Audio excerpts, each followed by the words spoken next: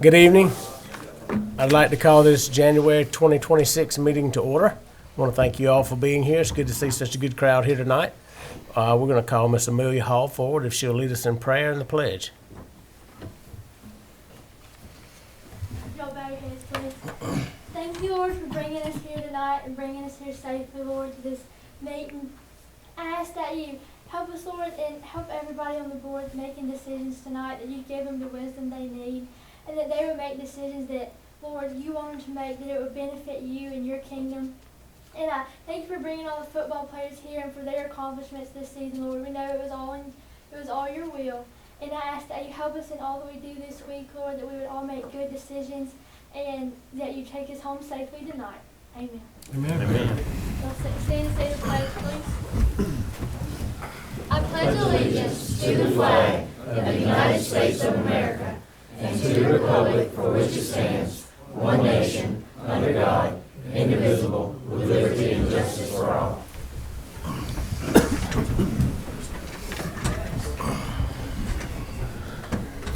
Okay, we have our consent items, which consist of the agenda, the minutes from the December meeting, 2 fundraisers, both of them softball, and we have an overnight field trip for the band.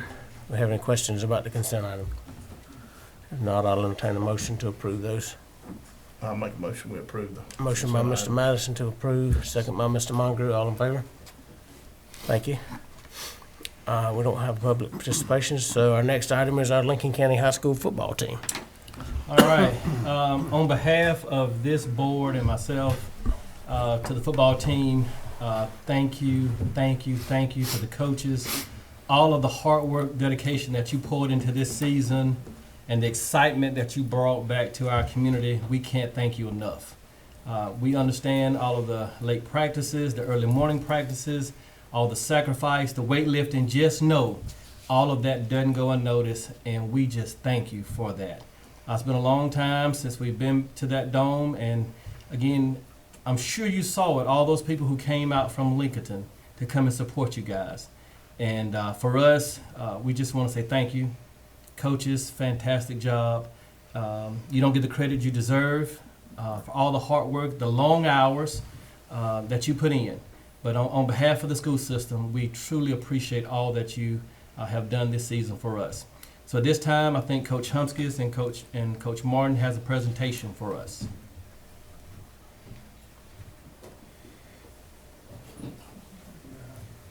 Somebody gonna do the clicking? I will. You just tell.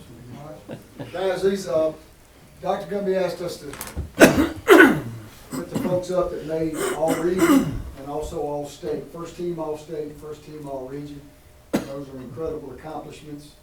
But just know this, if you're not one of those, the success that we had was a team thing. It was as big a part, the team was as big a part of our success as anything. The scout team that gave us a look every day, the folks that worked special teams only and did those types of things, without everybody playing a role, we don't get where we were. So I really thank all of you for that. We're going Atlanta Journal-Constitution.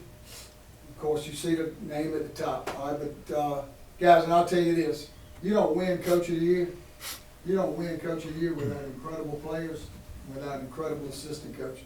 That's just a fact. That's just the way it goes. Defensive Player of the Year, Christian Elam. To be named Defensive Player of the entire Class A2 is phenomenal. And he deserves every accolade that he gets. Christian's a fine, fine young man and a great representative of this community. Special Teams Player of the Year, Fortson Partridge.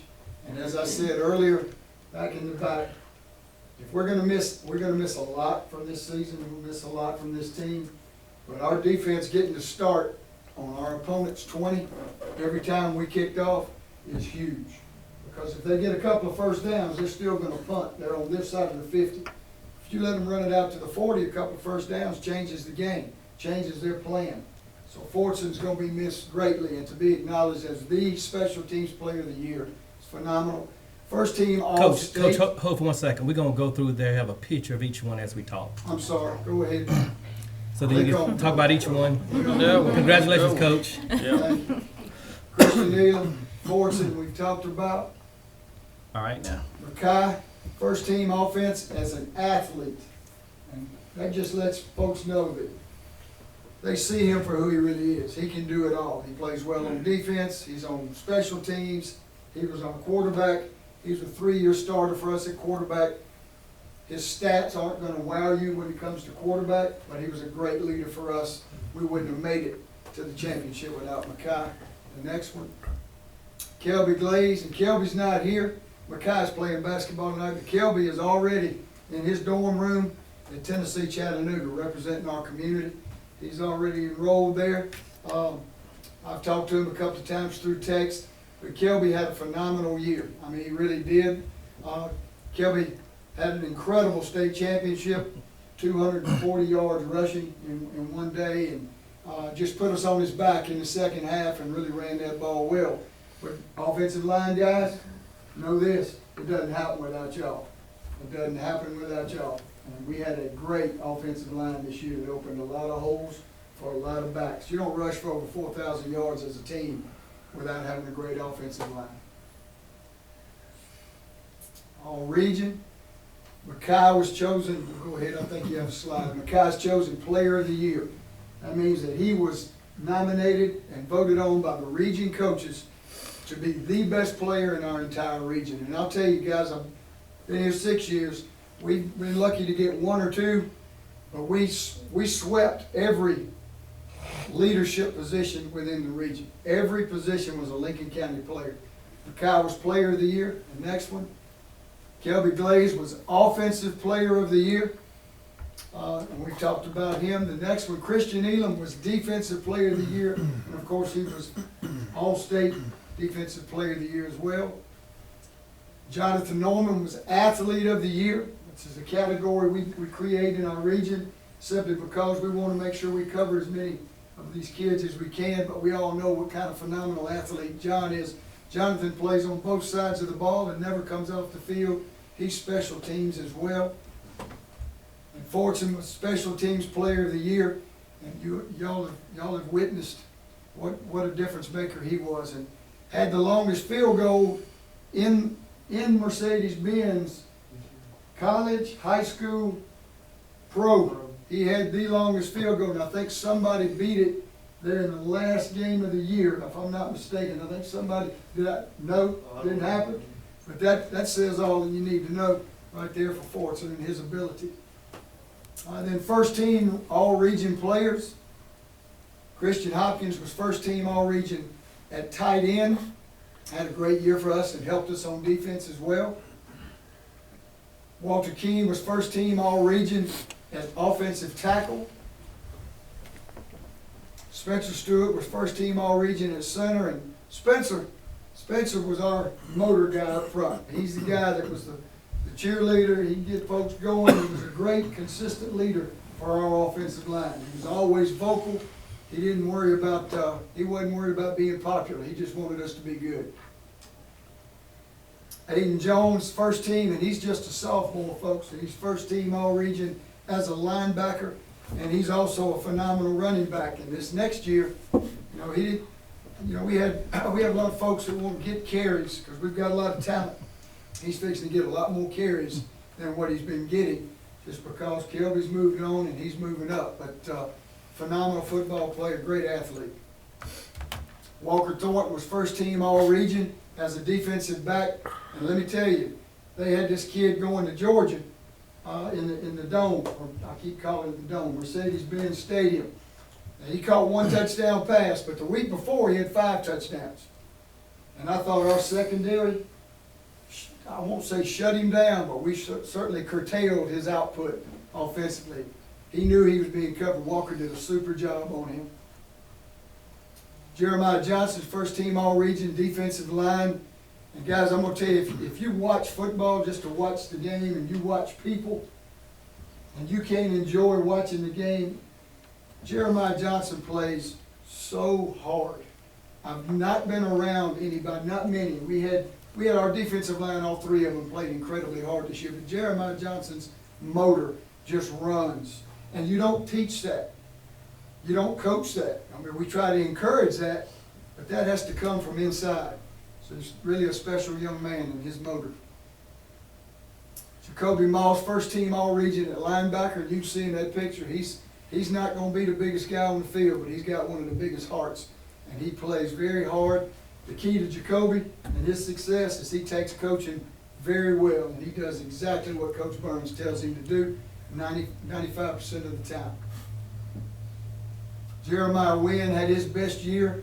Now, Jeremiah has started for us since he was a freshman, and he took a beating as a freshman and a sophomore out there with those grown men, but he was the grown man these last 2 years, and he had his best season this year, and he's got some folks looking at him, and we're hoping that some doors are going to open up for these guys. Jeremiah Wynn.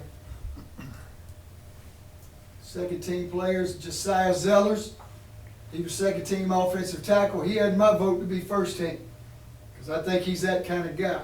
And we're fortunate that Josiah is coming back. Very excited to have him coming back and being bookend tackles with Walker. Nasir Gartrell, second team all-region defense. Nasir overcame, he had a torn, what ligament was it, Nasir? As a sophomore. I know you had a broken, but you also had a torn ligament as well. ACL? I think so. All right, but he had a broken leg and a torn ACL as a sophomore. He really struggled his junior year to be able to perform and play.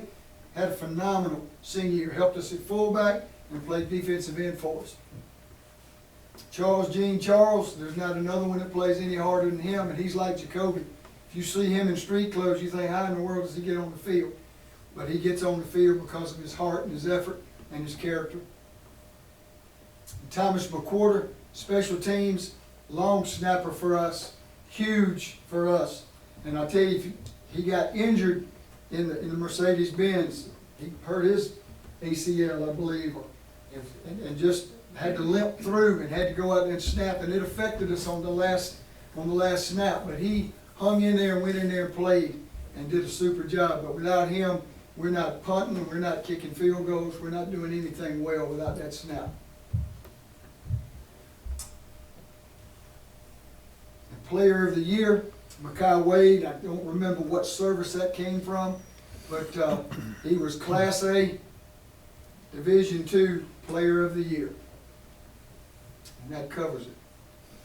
And I'd like to just tell you guys, thank y'all so much for allowing us to come here tonight and acknowledging what these guys do, because they do really work hard. They spend a lot of hours.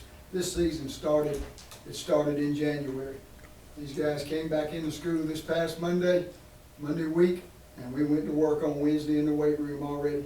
And the thing that you need to understand is we used to have a lot of belly aching about that weight room. Now they embrace it. Makai came up to me, he said, Coach, what are we doing Monday? We're playing in the Dome on Monday. He said, we're lifting weights, aren't we? And we lifted weights because Monday's a weightlifting day, so we lifted before we got on that bus. It's a mindset thing, and our kids have really bought into that. But y'all have bought into it as well, and we thank you so much for acknowledging it and also understanding the importance of it.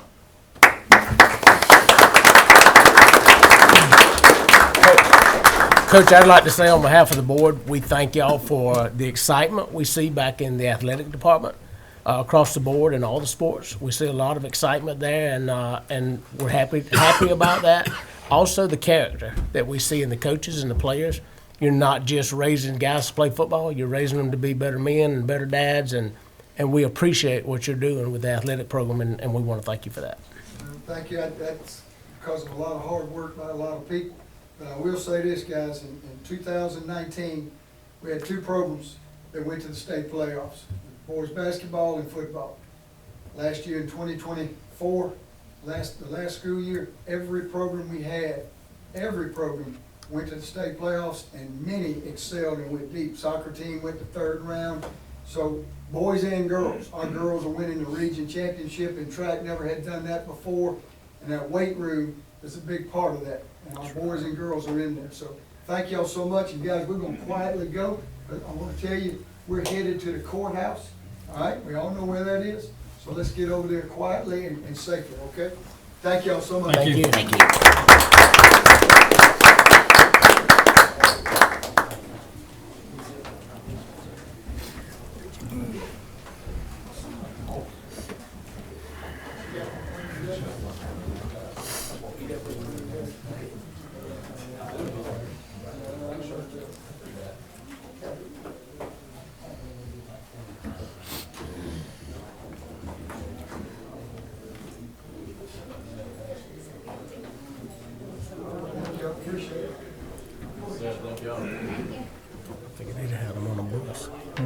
Figured he'd had them on a bus.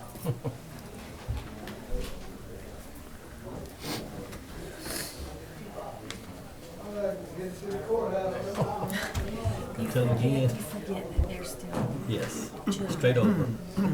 Got to go now.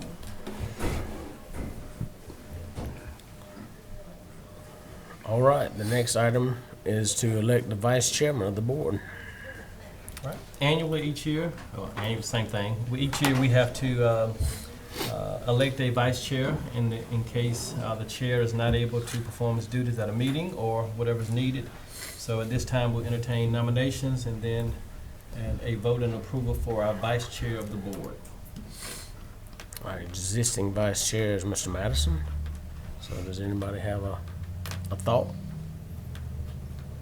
I'll make a motion to elect him again. Mr. All right, Madison. I have a motion by Mr. Height and a second by Mr. Mongery to elect Mr. Madison again. All in favor? Thank Thank you. y'all for the extra pay. That one clarified. Extra headache. All right, we have a non-resident enrollment request. If you have any questions, I can entertain those. The school system that he's leaving from did send us an email about his behavior and his attendance. So parents have signed, and if things are not on par with attendance, then the contract states that he can be removed. So I did want you guys to know that, because part of that you see is some attendance Is it issues. in there? I'm not looking right. You see it? Yeah, I Yeah. got it. Yeah. Okay, I might be on the wrong year. All right. Number 8. I thought I saw it in there. That's number 8. Are you logged in Yeah. to Assembly? You Like might be just officially logged in as a logged in? meeting and not. I'm not logged in. No, I logged in one time. That's the only way you can see it. Yeah. Yeah, I was logged in. Yes. Yeah, that's what it's for. I don't know if they remember that. All right, do we have any questions about? If not, I'll entertain a motion to approve the student. I make a motion, we approve. I have a motion by Mr. Madison to approve the non-enrolled student, non-resident student. 1 second. Second. All right, all in favor? Thank you. All right, our meeting dates for fiscal year '26. All of the dates presented are the second Tuesday of each month. So, Even April? even April. Okay. Spring break will be that first week, first full week in April. Is that just informational, or we need to vote on that? Vote. Okay. Vote to approve. All right, Was it a conflict with one of them at one point or something? July, the Gale conference in July, Yeah, but no conflict this year. okay. all right, I need a motion to approve the meeting dates for '26. I'll make a motion. to Motion by approve. Mr. Madison, second by Mr. Heitman, all in favor? Thank you. All right, item number 10 is our budget calendar. All right, so this is just information only. So tonight, we're sharing this calendar with you. On January 23rd, the principals will meet with Dr. Cunningham and I, or submit the request for class sizes. And then we will gather that information and present class sizes and enrollment projections to you at the February meeting for approval. February 25th, that's when each department head and principal will meet with Mr. Norman, myself, and we go through line items of each budget. And then the March, April, and May meeting will just continue to provide updates for the FY27 budget calendar. May 19th, and is just a proposal. I looked at last year's calendar, and we had our first meeting a week after the May board meeting, and then we had 2 meetings at the June board meeting. And then hopefully on August the 11th at that board meeting, we'll be able to set the M&O and the bond millage rate. So these are just tentative dates, but wanted you to know what was going on with the budget and the budget process. All right, there's no questions on that? We'll move on to our financials.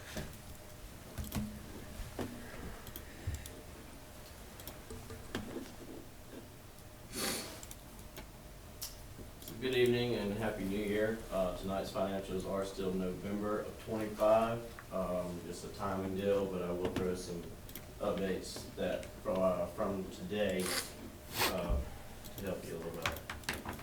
So looking right here at ad valorem, we're just under 600K through November. We've collected another $4.5 million from December 1st until today. So that's just how property taxes go. You're all paid at the end of the year. We get them at the end of the year. So that percentage will go from 10% to 85-ish through January. It's just kind of how school financials work, is we collect most of our money at one time. Not much with our intangible tax. It's up from where it normally is. No real reason for that other than a lot of land transactions. This FLPA grant is a Forest Land Protection Agency grant. We do not budget for it. Never know if we're getting it or not, but we did again this year. I'm pretty sure we got it last year. And I think it was higher this year, but I don't know on that. TAVT is up. We budgeted about 50K a month and we're still getting close to 70. So you can see the difference there. About 80K up from prior year. Local other is basically interest and some miscellaneous things, not tuition, stuff like that. Not a lot in there. You can see it's very similar to last year. Our QBE, we've touched on this before. Our QBE is up, what is that, 400K from the prior year. It's about 80K a month. So that is due to FTE and stuff that our principals and superintendent, assistant superintendent, things that they've done to work that out, but also some of it is, T&E or insurance increase and stuff like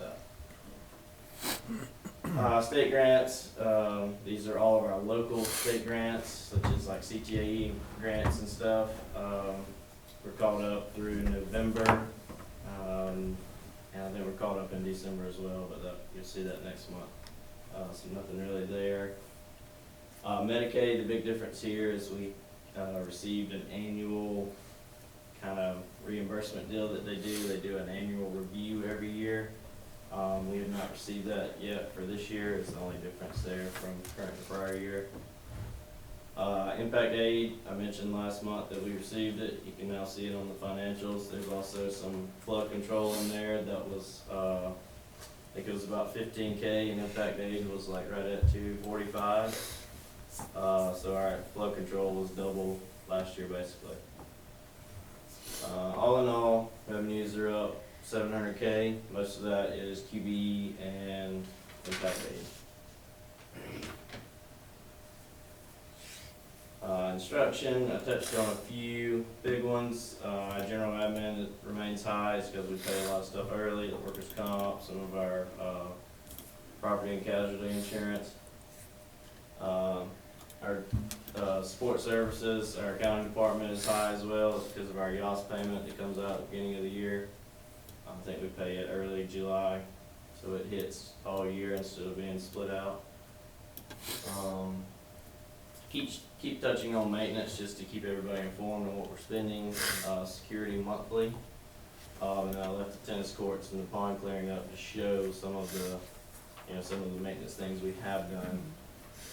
Even though it's not really as high, I mean, we have almost spent $1 million in maintenance. Student transportation is up from prior year, but we've talked about this too. It's because of the school buses. We ordered 2 buses, we've received them, paid for them. They are fully functioning as far as I know. And if you're looking at the prior year, we are $1 million up in expenses. A lot of that's just the cost of everything, health insurance, the cost of maintenance. Anything you do nowadays is more expensive, but we did budget for this, so we are still under budget. Cash and investments, I split out the difference the two different banks we correspond with. And I also showed that, most of that cash is in our CDs, earning interest. After the $4.5 million we've received in the last month and a half, we would like to renew some of that, and I can, get with y'all later, on some scenarios that I've received. Deficit, it just kinda is what it is in November. November is the month before we start collecting our property taxes, so there's always a deficit, as you can see in the prior year. Nothing to be alarmed about that. Capital projects, I didn't have it on here. Dr. Gummy and I discussed it afterwards. I moved this, the earnest money in the survey into capital projects, and you all approved it. Now we have the land sale that I knew was the next line item, but I think we need a vote to move money out of the general fund into capital projects to purchase the land. So it's really just a book transfer, no cash transfers coming out of our, our general account. So I think I need a motion for that. Should we wait, or should we do it now? Either one, Mr. Chair. Okay. My question was, To Is that- fund the land purchase out Right. of capital projects. right, but what I was gonna ask was, is that something we can do when we approve the land purchase? Or we need Yes, to let's do do it that, separate? because Okay, that's fine. that'll be approved first. Yeah, we do the approved land purchase and then do the, Transfer. yeah. Okay, so no change in capital projects for now. CEP, November is, a short month with the week off, but it still had a surplus. And that was with her, Ms. Singleton buying a lot of food for that month and probably gearing up for, the 2 weeks of Christmas. So still no issues with the program. I know we were running a little lower on, employees than we probably should be, but if we ever do decide to hire more in the nutrition department, we may see this change a little bit. SPOS is back up, thankfully.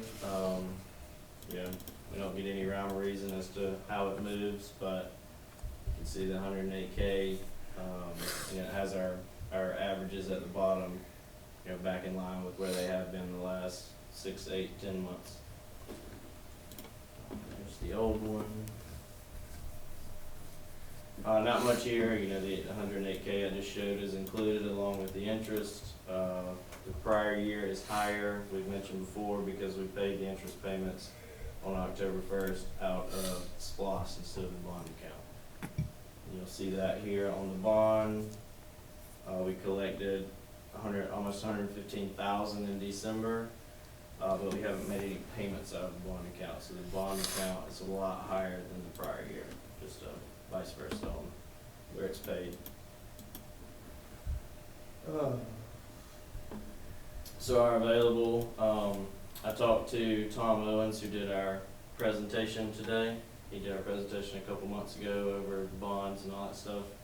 I told him we're roughly 3 million today. So this 2.4 is what you see now, but after all the property taxes we received, we were right around 3 million, and he's gonna work on some things to help us hopefully pay off some of the bonds a little earlier. So there's something to be looking for in the next couple of months. Probably March, April-ish before we can do anything. But as you can see, all of FY26 is covered, and most, over half of FY27 is covered. So, do y'all have any issues with paying early? I don't see any reason to just hold the money. It's not really drawing any interest. Yeah. Other than that, I don't have anything. Any question? When we get to the next one, I have a few questions maybe. On the land? Yeah, just a little bit. All right, thank you, sir. Our next item is our land purchase. Okay. What you see before you is the actual plat of the land, which is right across the street from this office, off of Charles Ward Elam. So it is my recommendation that the board approve the purchase of the land for potential new elementary school and or any additional facilities that the board sees fit. We did pay $10,000 down on this land. The balance is $710,000, so it was $12,000 per acre for 60 acres, a total of $720,000. So I just need a motion to approve purchasing this land. Question, can we move the money and approve the land in the same motion, or we need to do it separately? Separately. I Okay. did talk to Corey, and of course, yeah, it needs to be a separate Okay. motion All right. by itself with the land purchase. Okay. So I got a question. So remind me of the money flow one more time. The only reason we're doing it is because somebody at the state mentioned that buying things in general fund can affect equalization. And I don't think we want to do anything to affect equalization. And they did not mean affect it in a positive way. So I would not want to do anything to jeopardize our equalization funding. So if we run it through capital projects, it's completely separate from any equalization calculations. So tell me where it's starting and where it's finishing. I think I know, but I want to know, basically, is it starting in the general fund, or is it? Correct. And And then it's gonna go to the capital projects?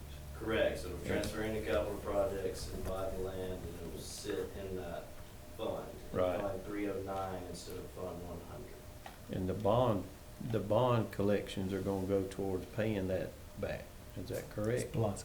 Splosh, I'm sorry. Splosh. Yeah, Yeah. splosh. We did get that confirmed through our attorney. Okay. Yeah. So But that we're will good on start. that. Yes. Well, it depends on SPLOST, so we're hoping October 26th, Yeah.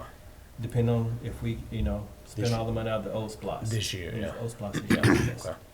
October 26th is the tentative date. I think we We said, will reach that threshold. That's correct. Well, we're hoping September and then maybe start in October. But again, from what they've told us, if we still have that old SPLOST in October, then we may have to wait the next quarter, which will be January. So it's kind of Yeah, you said they looked at a important that quarter. people continue to purchase locally. right. And again, that's everything, Right. gas, food, clothing, whatever. The same deodorant that you can buy somewhere else, you can buy it right here in Lincoln County. So it's just a mindset, and that's what I'm trying to tell people. It's a mindset that, again, this money comes to us, every penny. And think about how many pennies $108,000 is. But with the mindset change, look how much more we can do. So Shop that's the local. kind of campaign we need to put out to buy everything local. And if you are going to go outside and buy some things, still buy some things local. And when you buy on Amazon, that. Amazon comes- as well, absolutely. Comes to us. That Comes sells, to us. yes, sir. And I think Get we, it out there. didn't we say that we would pay this, we'd be able to pay this money back in 3 years? I think we'll just do some more deep numbers, but I'm Some pretty more sure that's than- what we came up with within 3. Yeah.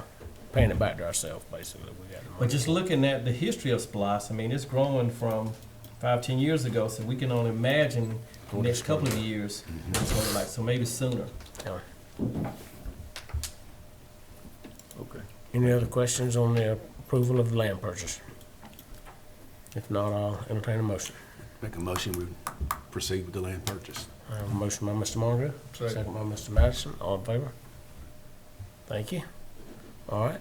I'll also need a motion to move the money from the general fund to capital projects in order to purchase the land. And how much money is that? $710,000. Yeah, I need a motion to approve the land purchase, so you can put that in the motion, whoever's gonna do that. Amount of money that we move. Okay. Yeah. All right, Mr. Monroe has got a motion that we move $710,000 from the general fund to the capital projects. Have a second? Second. Second by Mr. Heitman. All in favor? Thank you. All right, another purchase. Mhm. So before you is the action item for our marquee sign for the high school. The current sign on one side has been inoperable for several months. We got an email saying the management system will no longer update, and also that it is going to expire. So without paying that the content update charge, then we could not upload anything to that sign. So the sign is not working at all now. So we had a company come out to give us some quotes on the sign. The sign is, I want to say 10 to 12 pixel, which is a very sharper image and better quality from the existing sign that was put out there in 2009. So we're looking at 17 years. And so we have 2 quotes. And these quotes are sole source, so we don't have to have the 3 quotes because there's nobody in the market doing this but them. They do have that letter in case we need it. So there are 2 signs. If you show, and I don't think this one shows it, but currently the sign has an iron display in it below the sign, right there where she's pointing. So the first quote is $52,000 to keep the iron structure in there and have a smaller sign at $52,210. But if you remove that iron structure and make the sign larger, it is $64,915 for a difference of $12,700. We did drive the sign around to middle and high school to let them look at it, and it is 20, 30 times better than what we have with the new technology. So it is something we can discuss. It is my recommendation with the, for the future to go ahead and purchase the larger sign at $64,915. But any discussion from the board? Can you go back to that picture? Yes, sir. I noticed something on there. It says Lincoln County Middle and High School. That was my question. That was gonna be my question too. That's what she said. That is not going to be the middle high school sign. That is going to be the high school sign. So So I that think won't, that top won't change. see, at the top, she didn't change it. If you look at the Lincoln County High School, so that was just a drawing she had, but no, that is not for both. Okay. So this will be the high school sign. High school sign to I mean, replace right that. there. Yes, sir. Well, I mean, it can sit right there and say middle and high school on it, but I didn't know. We just talked about it. There'll be a lot of announcements for someone to drive by and be able to catch their school. So high school could have anywhere from 8, 10, 12 just on theirs, and the middle school had 8 to 10, 12. You're looking at 24 announcements, and then it's really losing its value of what the purpose of seeing the information for that particular school. So we are going to discuss a middle school sign in the future. But right now, we need to get this one operable and working if that's the desire of the board. So that's roughly the price of a sign now. Oh, absolutely. So anywhere, if you had one at middle school, it would be similar price. I did talk to Dr. Goldman today. Her sign is how many years old? 2023. So her sign is almost 3 years old and it's one-sided, and again, it's smaller than that one, and that sign was over 15,000. So that was a 3-year-old sign 3 years ago, was smaller, and the graphics are different too. And Just you by got looking, all kind of software and stuff you gotta have in here to program it. yes, sir. right? Yes, sir. You can So it's not just a sign. you can download pictures. Same thing they can do at the elementary school, but it's just a sharper, clearer image and new technology. Is, Ms. Goldman, is that the same company that put in the sign at the elementary school? No, sir. Okay. We used Sizzlin Signs, of course, doing business as Signs of Augusta. And then who repairs them? Signs of Augusta. Okay. The company Before that was the one that went out of business. went out of business. Yeah. Now, what's the difference in the bigger one and the smaller one? Where's it at? Is it height? The height. It's height. The height. Look a little smaller. Yeah, it's 14 inches taller. It's just taking that iron piece out there. Yeah, it's 14 inches taller, $907 an inch. $1,000 each. Huh? Yeah. Yeah. I mean, I guess we need to be in the back of our mind thinking about the one down there too. I don't know the whole Yes, deal, but, I agree. And I think, just from, I've ridden by there a few times and looked, I think we can get by with a one-sided sign for the middle school when we get to that point. I mean, because if you put it on that corner there in front of the middle school versus having a two-sided sign at the middle school, kind of like the elementary school's got.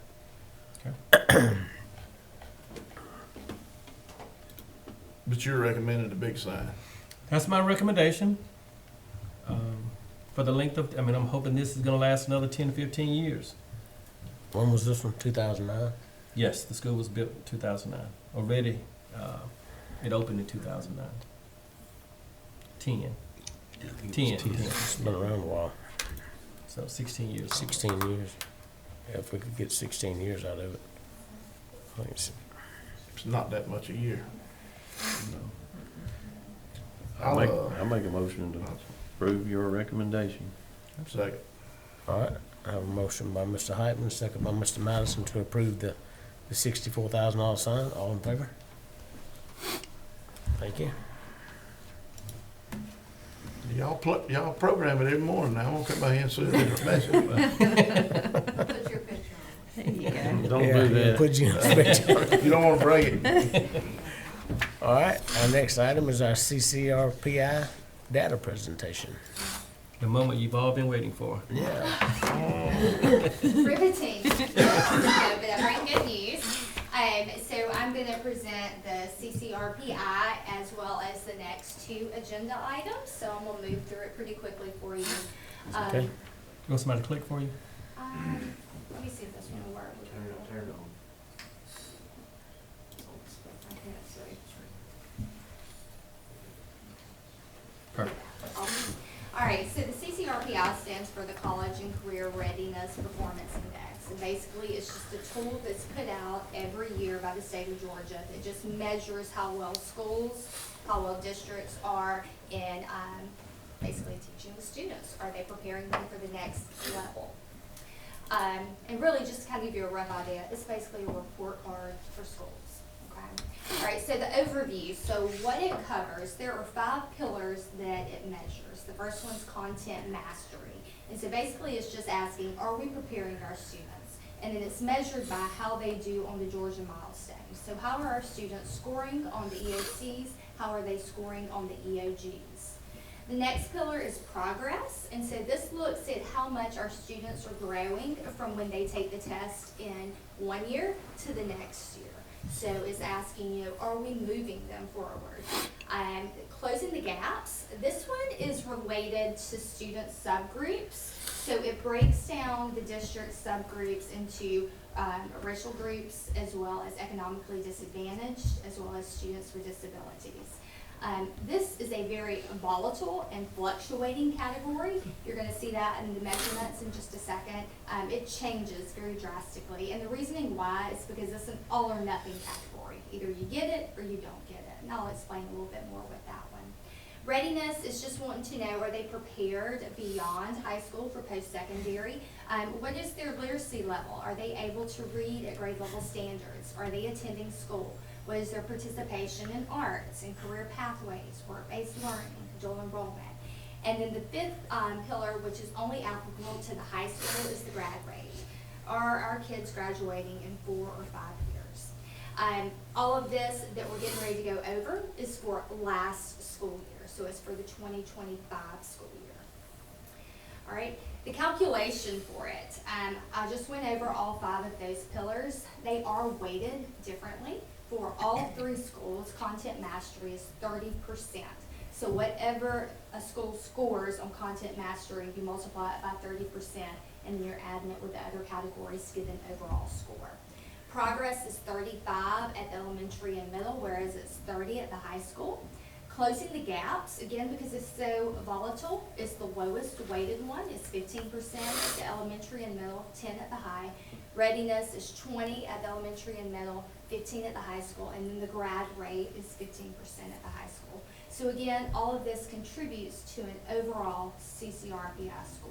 So you get a score in all 5 categories, 4 for the elementary and middle, and then it gives you an overall score.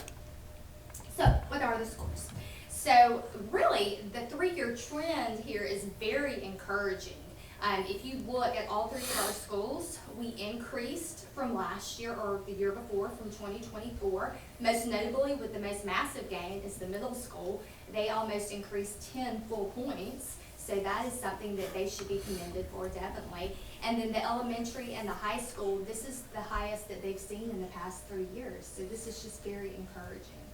So the next slides that I'm going to go through are going to take you into like a deeper dive within those pillars for all of the schools. So right here with the elementary school, if you look, I have those 4 pillars: content mastery, progress, closing gaps, and readiness. In the upper corners, you'll see what they scored, and then there's an arrow beside them indicating if they went down from the previous year or if they went up from the previous year. You'll notice on closing the gaps, there is no arrow because the state says you should not compare because it is such a fluctuating category with it.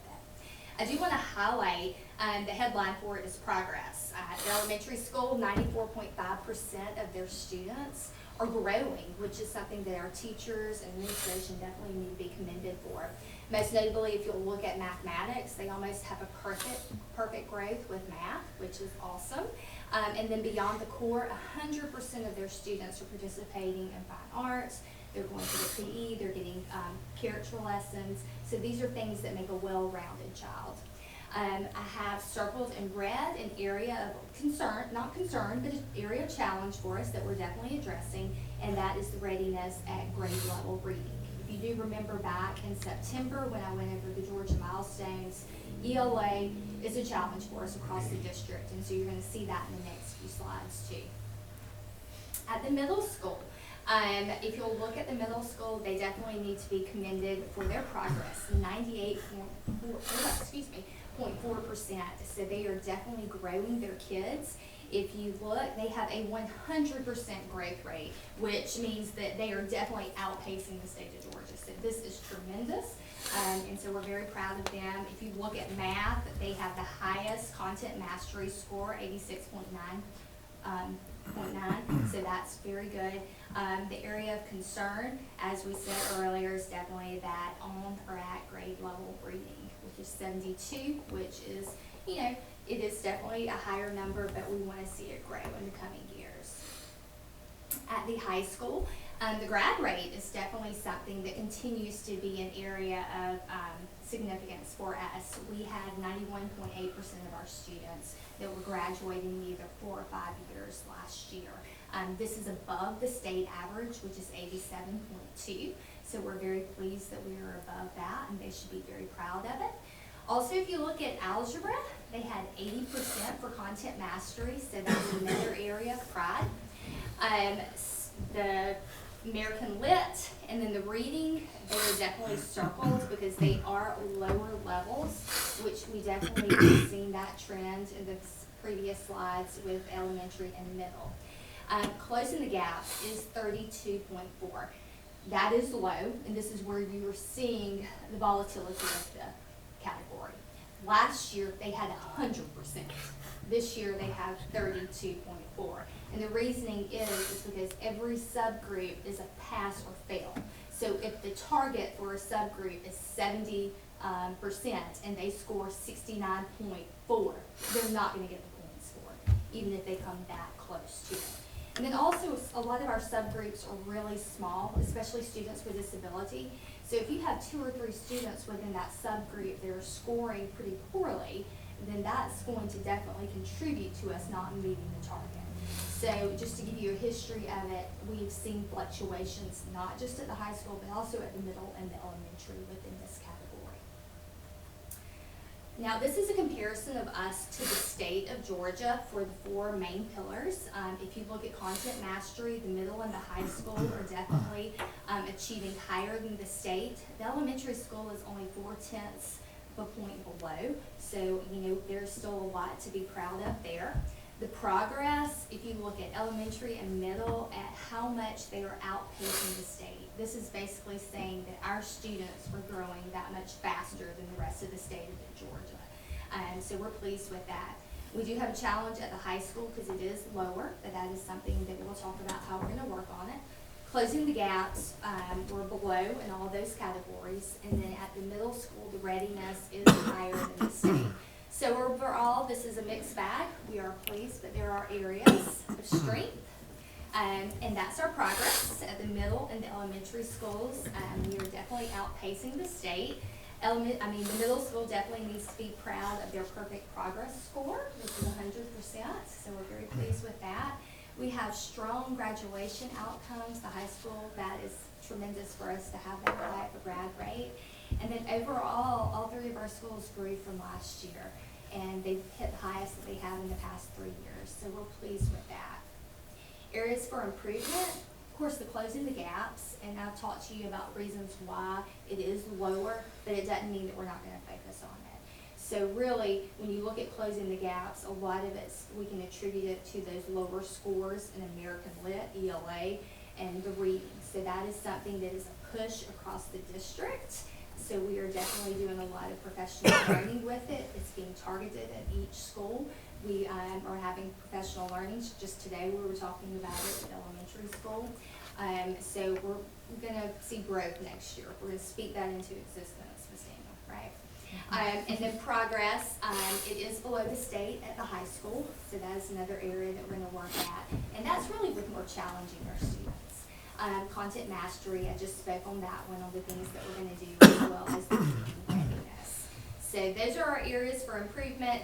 There's stuff that we knew, and we've definitely already put plans in place to improve it. For the public, or for y'all, I have a link to the public-facing site where you can review all of this data in detail even more. I'm sure you're gonna go home and do that tonight, probably. So you can definitely look at it and get a full picture. So the next agenda item that I'm gonna kind of lead into is our math leader schools. And our math leader schools receive banners from the state superintendent, Richard Wood.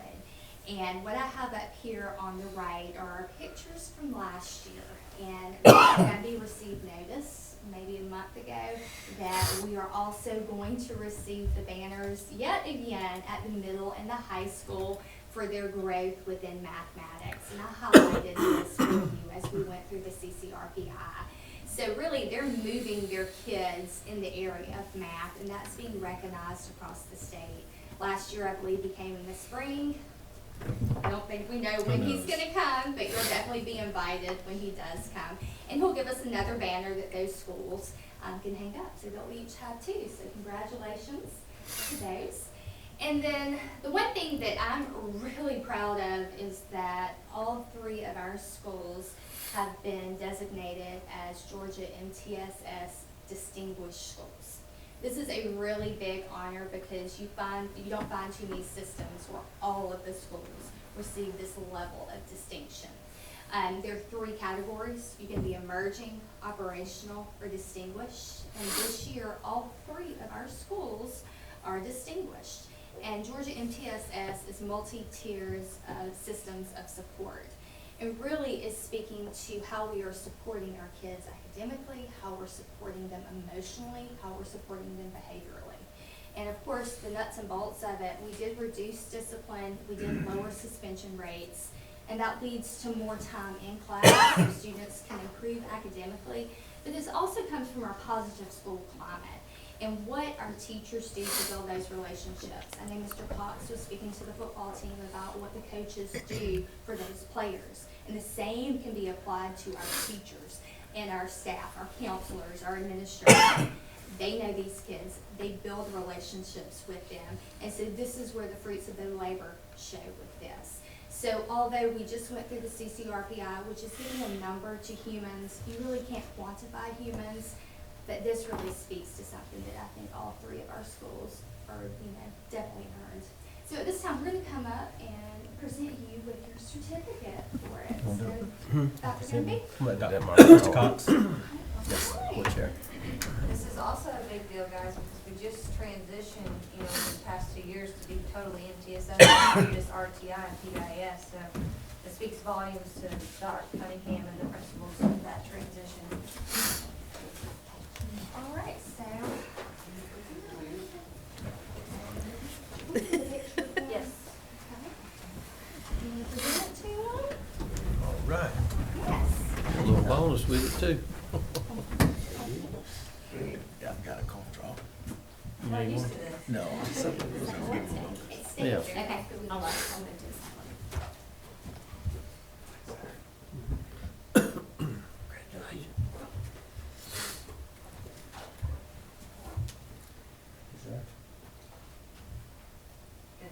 All right, now I'll do.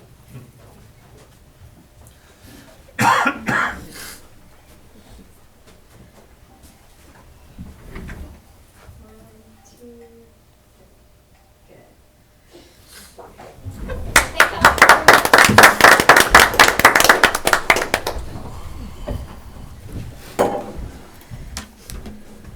Thank you, Dr. Cunningham. Great presentation. Yes, thank you for that. I do have a question. Yes. I'm sorry. I got a quick question. Do these numbers include SPED kids too? Yes, sir. Okay. They I thought they were. serves as a subgroup. One thing that I can say about last year at the middle school, I believe all of our subgroups met their targets. So that's huge. They have a large number of them.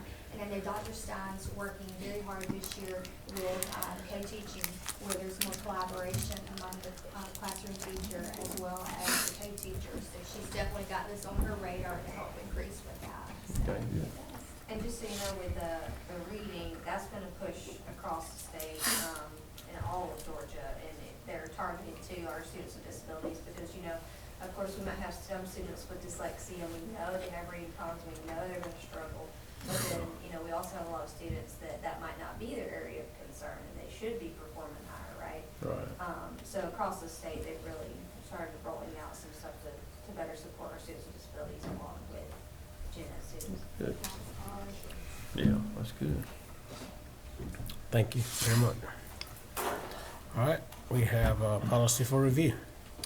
Policy GBR, there are no changes, corrections, or additions to that policy. Okay. We'll move on to our superintendent's report. Okay. This year, I think for the first time ever, we had a fishing scholarship that was awarded to Mr. Trip Parks.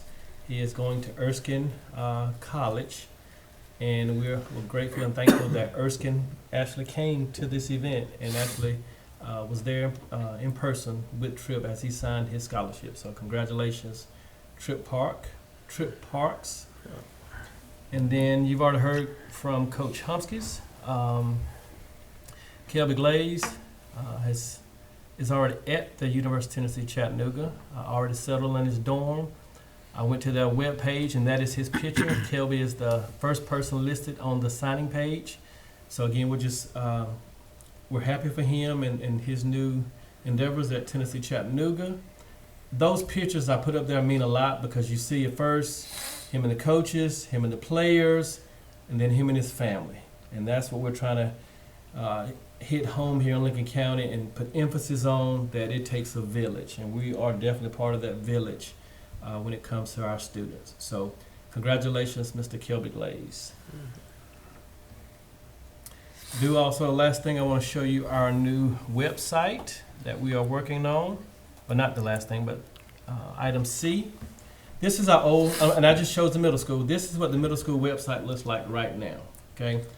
After Martin Luther King's birthday, the holiday, then we're going to transition to a new site. Currently, all three schools have different, we have the same Google site platform, but it's set up differently. So the new sites will look like this, and it's up to date, it's cleaner and crisper. And again, if you go to one school and go to another school, you're going to see the same format. But as you can see, just a better quality website. And I want to say easier to navigate and easier to set up. So very proud of our relationship with Aptigee. Also, the district website.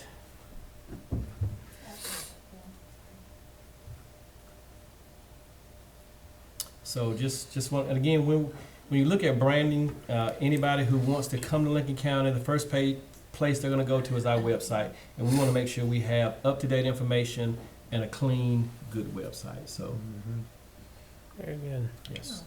So that'll be,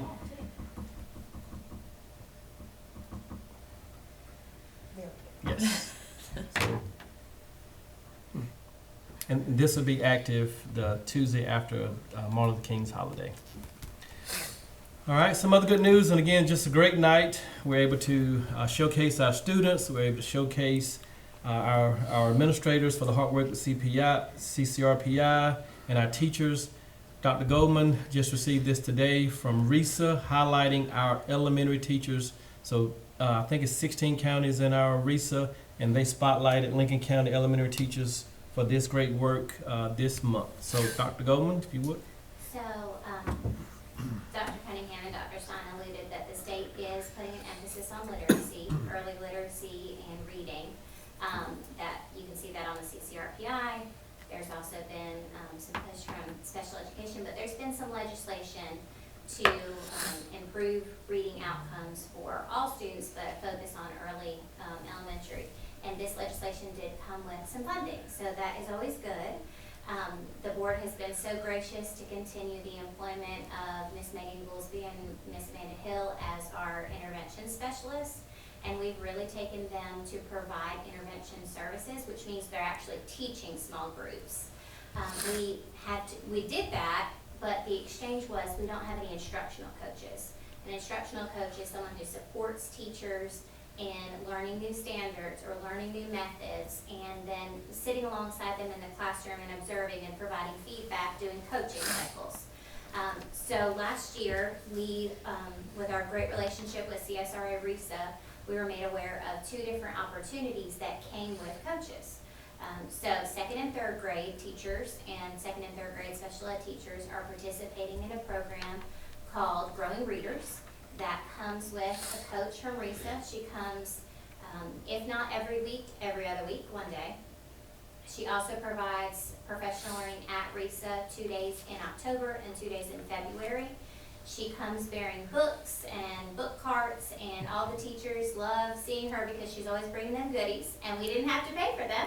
We didn't have to pay for her, so that's always a plus. So she provides them professional learning, and then she comes back to the school, brings them books that the students are using for independent reading. So her push, her focus is, we're doing all this teaching related to how to read. The ultimate goal is for you to have a book in your hand and be able to pick up any book of your choice that's appropriate for you, be able to read it and comprehend it. Books of all different genres, fiction, nonfiction, biography, just all different types that she's providing some additional resources. And she gets to go and visit them and say, they're working on conferencing with students. What are you reading? Let me hear you read, provide some feedback to the students. But the coach is watching the teacher and giving her feedback on how to improve her practice. So that's for 2nd and 3rd grade. We also have another coach that's working with kindergarten and pre-K through the Let's Read Georgia grant. And Mary Lois comes every Wednesday. She's able to support the kindergarten and pre-K teachers to monitor data, help them pull small groups, do a lot of assessments. So we are just really fortunate that we have these 2 ladies from RESA and the funds to provide this additional professional learning. So we're hoping that at or above grade level will continue to rise. Both those programs are RESA supported? Yes. And I assume that's part of our annual dues? Yes. Okay. And they're getting state funding. These are Okay. 2 state-funded programs that came out of the literacy legislation. Okay, good. That's all I have, Mr. Chair. No further questions. I need a motion to go to executive session. By Mr. Madison, second by Mr. Monger. All right, I'd like to call this meeting back to order. And see can I get through all of this. Superintendent's made a recommendation, and I'll make a motion that we accept the retirement of Pam Glaze, Rebecca Rice, Sheila Wilkes, Dwayne Connors, Tangi McKinney, and Betty Rivera. Pam Glaze Norman. Sorry, Pam Glaze Norman, excuse me. Second. Second by Mr. Heitman, all in favor? Superintendent's recommended, and I'll make a motion that we hire Savannah Starbuck as a paraprofessional. Second. Second by Mr. Madison, all in favor? Superintendent's recommended, and I'll make a motion that we hire Rosina Harris, Wendy Neal, Roxanne Barker, Tanisha Hurst, Margaret Craycraft, and as a substitute teacher. Second by Mr. Heitman, all in favor? Superintendent's recommended, and I'll make a motion that we hire Brenda Bennett as a substitute custodian.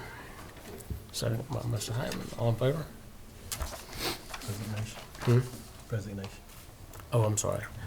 Superintendent has recommended, and I make a motion that we accept the resignation of Jackie Cullors as a paraprofessional. Second. Second by Mr. Madison, all in favor?